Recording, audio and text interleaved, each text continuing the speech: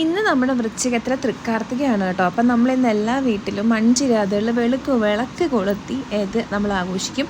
നമ്മുടെ ദുർഗാദേവിയുടെ ജന്മദിനമായിട്ടാണ് കേട്ടോ ആഘോഷിക്കുന്നതെന്നാണ് പറയുന്നത്. എനിക്ക് കറക്റ്റ് അറിഞ്ഞുകൂടാ. ശേഷം ഞാനിങ്ങനെ ഓരോ ചിരാതുകളായിട്ടിങ്ങനെ ഓർഡർ ചെയ്തിങ്ങനെ വെക്കുകയാണ്, ഈ രീതിയിൽ ഇങ്ങനെ കത്തിക്കാമെന്ന് പറഞ്ഞു. പക്ഷേ എല്ലാം അടുക്കി പറക്കി വെച്ച് കഴിഞ്ഞപ്പോഴത്തേക്കും ഭയങ്കര മഴ. പിന്നെ അടുക്കി പറക്കി വെച്ച് എല്ലാം തിരിച്ച് പാക്കപ്പ് ചെയ്തു. പിന്നെ ശേഷം മഴ തോന്നിയതിന് ശേഷമാണ് കേട്ടോ പിന്നെ ഈ ചിരാതുകളെല്ലാം ഞാൻ തീ കൊളുത്തിയത്. അപ്പം കുറേയൊക്കെ ചിരാതി കത്തിച്ചു. പിന്നെ കുറേയൊക്കെ നമ്മൾ മെഴുകുതിരി മേടിച്ച് കത്തിക്കും. അപ്പം മെഴുകുതിരി കത്തിക്കാനായിട്ട് നമ്മൾ ഗേറ്റിൻ്റെ ഫ്രണ്ടിൽ കത്തിക്കാൻ പോയപ്പം വെള്ളം വീണതുകൊണ്ട് അവിടെ കത്തിക്കാനായിട്ട് പറ്റുന്നില്ല. ഇത് ഇങ്ങനെയാണ് കേട്ടോ നമ്മുടെ വീട്ടിലെ ഫ്രണ്ടിൽ ചിരാതുകൾ കൊളുത്തി വെച്ചത്. നല്ല ഭംഗിയില്ലേ കാണാൻ? എനിക്ക് ഭയങ്കരമായിട്ട് ഇഷ്ടപ്പെട്ടു. നിങ്ങൾക്ക് ഇഷ്ടപ്പെട്ടെന്നെങ്കിലും ഒന്ന് പറയണേ, കഷ്ടമുണ്ട്.